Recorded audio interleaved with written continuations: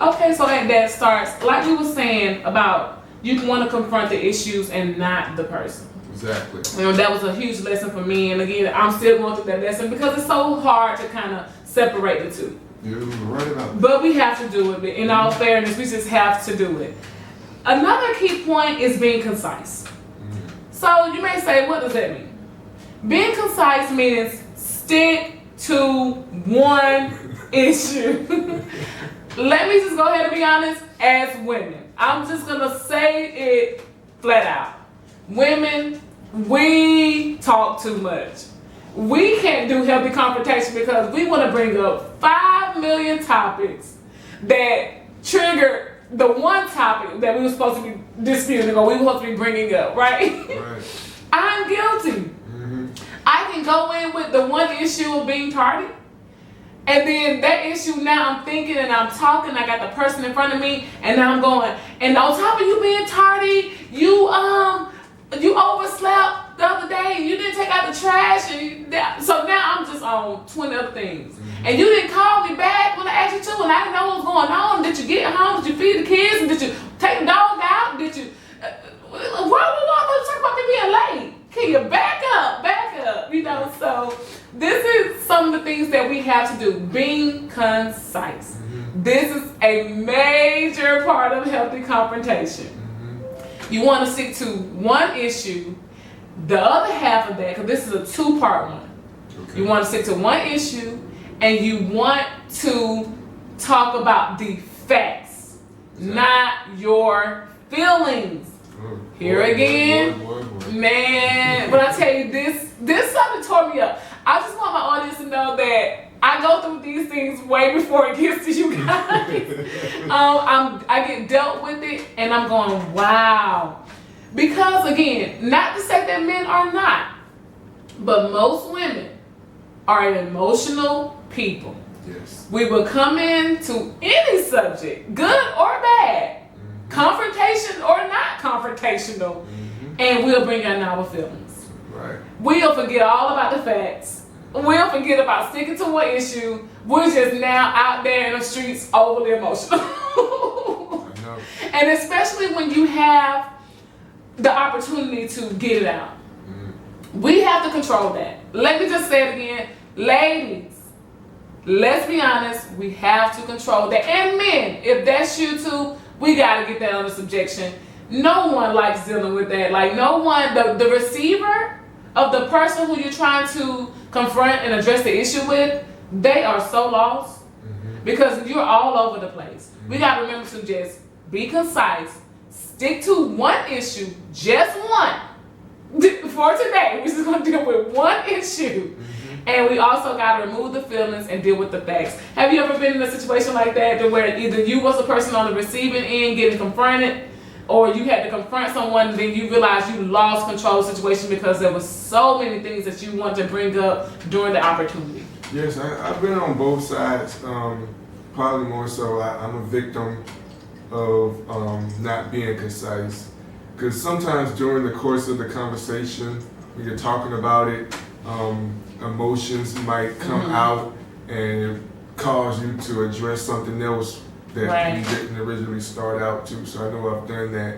And then sometimes I think I speak for myself, and probably a lot of men could agree, when we're upset, then or as men, we're thinking, okay, since we're talking about this, we might as well just talk about everything and just kill it all. I think that's men and women. I think it's men and women. Absolutely. But in all actuality, we should just talk about that one thing. Because I can imagine, like now it's feel like you attacking that person will feel attacked, and then it's look like they're gonna feel weird, like they don't know how to react after the conversation, because they're gonna probably feel like everything they do now is wrong, is an issue, or it's wrong, or it's bad, when it was just really at this particular time just one thing. So true story. I think I totally agree with that. Being concise, we as humans, period, not just women, have to come together and come to that one issue and just tackle that one issue,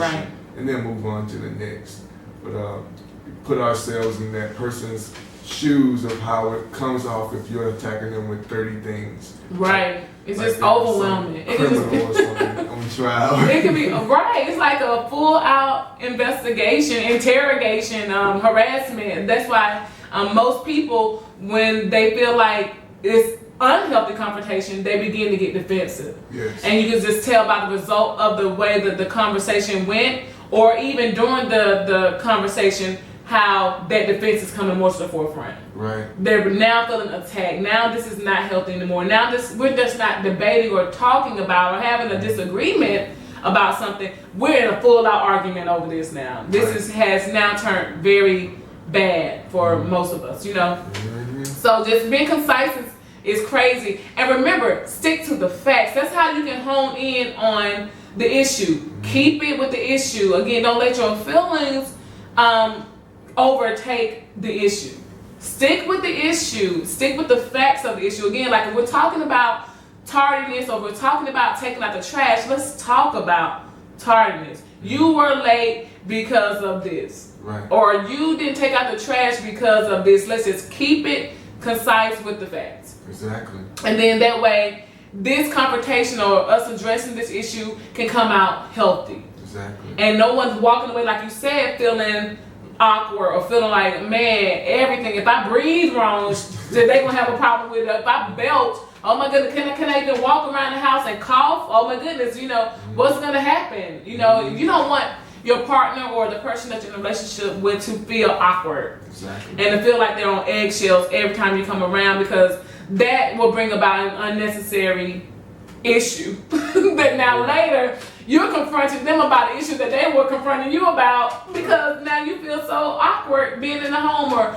having a relationship with this person. And that can damage relationships. It sure can. And you don't want to be the person to damage a relationship due to you're not being able to confront a situation or address an issue properly. Okay? Yes. One of the other things is don't talk around the topic. Again, y'all, I raised my hand through this whole study. Like literally, I just kept my hand up. I was like, you know what? Everything about learning healthy confrontation is Michelle. Like me. Again, the thing about it is don't talk around the topic. Hoping, this is the thing that got me, hoping that the other person will pick up your hint. Okay. We all heard this. Don't assume. And yes, I stress the first 3 letters in that, because you know what they say. Mm-hmm. When you assume, you make a big donkey out of yourself, right? Mm-hmm. So don't talk around the topic. No. You have to, one, stick to the issue, but don't assume that the person is picking up on your hints. Mm-hmm. So again, if we relate to being late, why are we being sarcastic talking about, oh, I guess you finally made it? Right. What? What are you saying? Yeah, I made it. I'm alive. My car started. Yeah, I made it. Oh, you decided to come on through. Right. Yeah, come on. First of all, we're too grown for this. You know you upset about that person being late. Again, that was me. I would beat around the bush. I would run around the bush. I was just like trying to avoid the issue. And then hoping that my sarcasm that I'm hiding behind, or either my lack of concern, because sometimes we can play it off. At dance starts, we could be like, oh, it didn't really bother me. In good time and well, you pissed because they late. They 30 minutes late, so they ain't even like 2-3 minutes late. Then they didn't call you till you was late. When you called them last time, they said they was down the street. Down the street, mean they were leaving the house, they stayed 30 minutes away. Wow. So you have built up this whole frustration, and then when it's time to confront them about the issue, you playing it to the left. Because you're trying to avoid the confrontation. Right. You're avoiding the confrontation because you feel like it's going to be an attack on that person. You don't want to hurt that person's feelings. You don't want to do anything that may damage the relationship or jeopardize the relationship. Right. Have you ever been to that point to where you have talked around the topic instead of just addressing the issue head on and just getting it out the way? I have, and I quickly learned that's not how you do it. Right. And some people even get offended. They be like, what are you trying to say to me? You got a problem with me? Why don't we just tell me what you're trying to say? Right. So they're going to get mad at you when you could just it's disrespectful. It is. It comes off as disrespectful. And immature. Right. So it's just, hey, you're late. Right. Just say what you gotta say. It's 9:10. You're supposed to be in here at 8:55. Really. So you're late. What happened? Instead of wow, this must have been a bad day. Right. Was you in that traffic? Right. Ain't nobody even on the streets. We all sheltering in place. We know it ain't no traffic coming. Right. So you just gotta shoot the target. Yeah. And try and aim and go ahead because it's serious. You know right. I mean? It's very serious. If you gotta say something about it, it's serious and it could be a whole lot worse. Mm-hmm. And the way you approach it is how they're gonna take it as well. Right. If you're coming at it serious, they're gonna take it serious. But if you're coming at like you're beating around the bush, it seems like you're joking to make light of the situation. They're not gonna take what they did seriously. They're gonna be like, okay, yeah, I was late, but it ain't really that big of a deal. He was right. Cool. It ain't that serious. Right. So as long as I'm about 10, 15 minutes late, I try not to be 30 minutes late. Wow. And I know I'll be okay. So you set that tone. Hey, no, what is going on? We're late. I need you to be here. I pay you to be here at this time. Clocking at this time. So tell me why you weren't here. Right, respect. Right. It really boils down to that respect. And you're disrespecting that person again if you're not being upfront with them. Exactly. If you're playing it to the left. And people will do that. And that's human nature. We're not out here to judge anybody, but that's human nature. Mm-hmm. If one person doesn't make a big deal about something, then it isn't that serious. It's not that serious. Right. But if they come to you and it matters to them, it's important to them, and they make it an issue, oh, now it's an issue. Now I'm invested. Now, okay, I get it. I understand where you're coming from. And we tend to take things like that more seriously. Right. We don't want to play with them. And you brought about tone. You said it sets the tone of how you want things to go. Like if I ask you to be here at 9 o'clock or whatever, and you showing up 9:10, but you thinking, oh, it was a 9:30 when you showed up. So you just kind of take it lightly and play to the left. Tone. You can set that standard, set that precedent, let people know how serious you are. Another quick thing is your tone of voice. Exactly. Again, for healthy confrontation, you want to have a balanced tone of voice. You don't need to yell. You don't need to scream. You don't need to be all excited. You know, just come in with a balanced tone of voice. We've talked about this on another episode of I'm Just Saying when we was talking about speaking up and talking loud. Exactly. It's a huge difference. You don't have to yell and scream to get your point across. You can come in with a very even, balanced tone of voice and still send the same message, right? Right. One of the last points that I'm going to bring up, which is going to be the closing key for a healthy confrontation, and I hope you guys are enjoying this. I just want to say this podcast definitely is coming to motivate, encourage. We do bring up controversial issues, but they're here to help you. Like me, like I said, I identify with a lot of these topics, and I'm like, wow, that was me or is me, and I'm trying to improve to become better as well. So I hope these topics are helping you guys out there who watch and listen to I'm Just Saying. But the last key point is two people who are in a discussion or whatever, who are confronting an issue, they have to close together. Well, what do you mean? They have to find a resolution. This is the entire reason why you address the issue. You want a resolution. You want a solution to the problem. You want to end it so there can be some change for the future, right?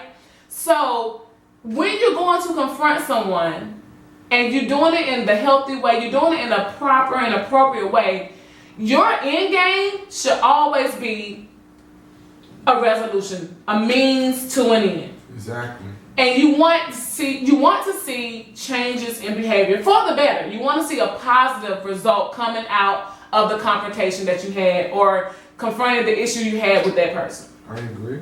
So that's one of the bigger things to close it out. So once you have gone through building your rapport, hopefully with this person you're confronting, timely, like let's not let them fester forever. You want to address them when they're small. You want to confront the issues, not the person. You also want to be concise, stick to just one issue, deal with facts, not feelings. Then you want to definitely not beat around the bush. You want to address it head on. You don't want the person to assume what you're talking about. And then also your tone of voice. And this is a quick recap. And then lastly, you want to find a resolution that will evoke change for the future.